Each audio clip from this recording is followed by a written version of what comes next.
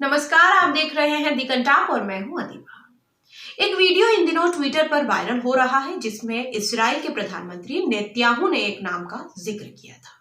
नाम था Mohsen Fakhrizadeh और उस नाम के आगे उन्होंने कहा था रिमेंबर द नेम, यानी नाम याद रखना। A key part of the plan was to form new organizations to continue the work.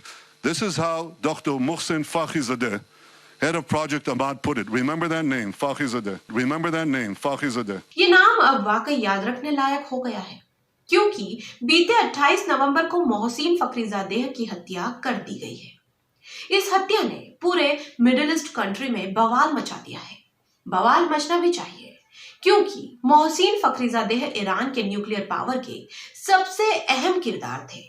जितने ये अहम किरदार थे उतनी ही फिल्मी स्टाइल में इनकी हत्या हुई है।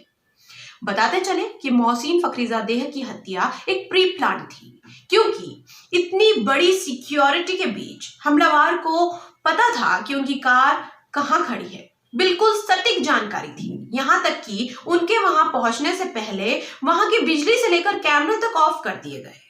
वहां के लोकल अखबार फोर्स के अनुसार हत्या वहां से 500 फीट दूर खड़ी एक कार को रिमोट कंट्रोल के द्वारा अंजाम दी गई। शायद यही कारण है कि वहां एक भी हमलावर पकड़ा नहीं गया, जबकि इस हत्या में 12 हमलावर शामिल थे। मोहसिन फखरीजादेह इमाम हुसैन यूनिवर्सिटी के प्रोफेसर थे। वो यूनिवर्सिटी जिसे ईरान के न्यूक्लियर महत्वाकांक्षाओं का सेंटर भी कहा जाता है और मोहसिन फखरीजादेह न्यूक्लियर वेपन के सबसे अहम किरदार माने जाते थे। हालांकि ईरान के आधिकारिक बयान के अनुसार वो कभी भी न्यूक्लियर वेपन के पक्ष में नहीं थे। वो सामूहिक तबाही के बिल्कुल खिलाफ थे।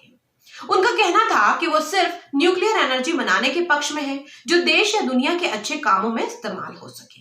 पर इस बात का मिडिल ईस्ट कंट्री के ज्यादातर देश यकीन नहीं करते और उसकी वजह यह है कि इंटरनेशनल एटॉमिक एनर्जी एजेंसी के अनुसार कोई भी देश न्यूक्लियर एनर्जी का इस्तेमाल आर्मी या न्यूक्लियर पावर बनाने के लिए नहीं करेगा, जिसके चलते ईरान ने अपना आमद प्रोजेक्ट, जो कि एक न्यूक्लियर पावर बनाने का प्रोजेक्ट था, 2003 में बंद कर दिया था। अब आते हैं 31 जनवरी 2018 की रात, जहां तेहरान के एक सीक्रेट वेयर हाउस में कुछ लोग दबे पांव अंदर घुसते हैं, रात भर छानबीन करते हैं और सुबह होने से पहले फरार हो जाते हैं और किसी को कुछ भी नहीं पता चलता।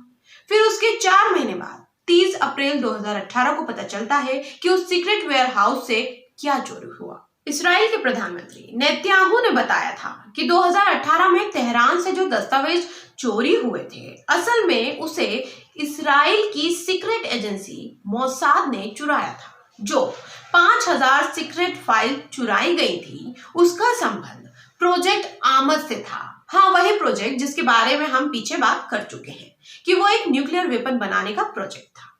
मिडिल ईस्ट कंट्री में सबसे पावरफुल होने का दम भरने के लिए ये न्यूक्लियर बॉम्ब बनाना जरूरी था। शायद इसलिए इस्राइल और सऊदी अरब ने भी आपस में अपने बीच की दुश्मनी को छोड़ के ईरान के पीछे पड़ गए थे।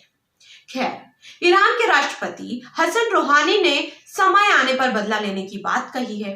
असल में मसला ये है कि जब बराक ओबामा राष्ट्रपति थे तो जो बाइडेन उपराष्ट्रपति थे, उस वक्त 2015 में अमेरिका और ईरान में न्यूक्लियर डील हुई थी, पर ट्रंप ने अपने कार्यकाल में इस डील से किनारा कर लिया था और उस पर कई तरह के प्रतिबंध भी लगा दिए थे। अब जो बाइडेन अमेरिका के नए राष्ट्रपति हैं, तो ईरान अमेरिका की वो डील वापस से हो सकती है जिसके खिलाफ इस्राइल और सऊदी अरब दोनों थे।